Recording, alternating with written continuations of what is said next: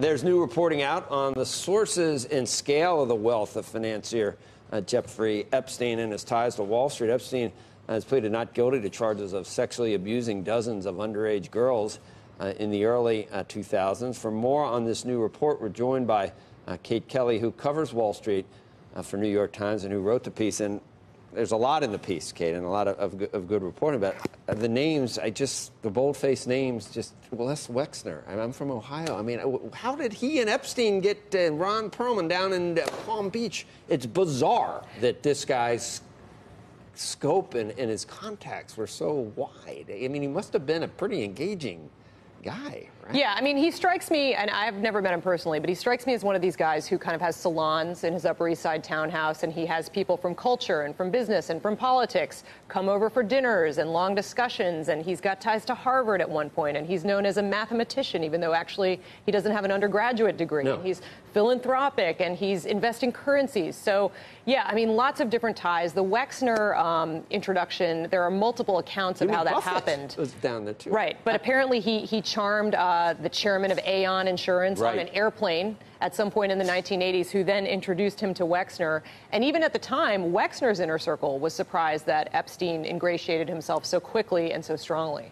On a plane. On an airplane. Serendipitous meeting on a plane leads him to Les Wexner from the CEO of Aon. Pretty much, yeah. And he was unhappy with his money managers at the time and brought Epstein on to manage his money. It seems like what Epstein was doing, according to our reporting, and I should say I worked with a great group of colleagues on this, is sort of a family office type of thing before we really use that term. I mean, he would manage Wexner's wealth. He also got involved with his other family members and their wealth. And yet the exact nature of it is sort of unknown, as is the fee structure.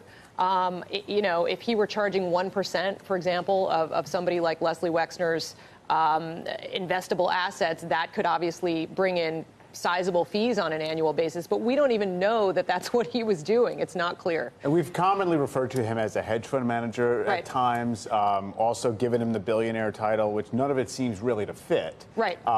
Because not a lot of a footprint in terms of trading activity or filings or anything. Totally. So our back of the envelope shows that his real estate holdings alone are probably in the $200 million zone, right? I mean, he owns an island in the Caribbean. He's got this fabulous townhouse on East 71st Street that is the largest, if not one of the largest. It's not one of the best islands, I don't think. Yeah, you know what I mean? It's Little sort St. Jeff's. On the it's on the lower end of. It's not in the best neighborhood. Right, right. So anyway, he has a huge ranch in New Mexico. He's got a number of properties that are clearly worth real money. But in terms of his investable assets and cash, we don't know. He was a private banking client of Deutsche Bank. That's something that we break in the story. We talk a little bit about that, and we talk about the fact that he was actively currency trading until earlier this year when Deutsche Bank parted ways with him as a client. For reputational reasons. Yes, reputational issues. All of a sudden, it's a reputational issue, as opposed to 12 years ago when charges were first brought. Right, and that's the other odd thing, Melissa. I mean, in 2008, as reported, you know, there was a similar set of charges with what many regard now as too light of a sentence. But at that point, you would have thought that people would fall away, and he did apparently break ties with Wexner sometime around then. However, others, including Leon Black, the CEO of Apollo Management, continue to be in contact with him socially, and there was a co-investment that Black and some of his children made with Epstein in a small environmental emissions device company as recently as 2011. And reportedly, Epstein was on the board of Leon Black and his wife's family foundation until 2012. I should add that the Blacks are now saying that was like a typo. It shouldn't have been on the 990s because actually he resigned in 08. But we know at the bare minimum there was a co-investment and some social ties that went on. So what will you do for the rest of the day and the next week? How will you, with this story, where are you going? I think I'll respond to all the incoming tips that we're getting, seriously, about elements of Epstein's career that may be questionable or deserve further inquiry. But you know, my colleagues at the Times are doing great work. Well, your boss, I noticed, is here, Ed Lee. You told me you're running the entire... Huh? No, I'm You said she reported. No, she. Will you have to clear it with him? Absolutely. I mean, he came up with my talking points. Yeah, that's what. And do you want to come on and? I can't believe you're here just exactly. watching. Like I had the cards back here. Are you going to be on? Or are you just watching to see if she's doing a? I'm here for you, Joe. I'm okay. Here for you. All right. Yeah. I just wondered. Thanks. Anyway.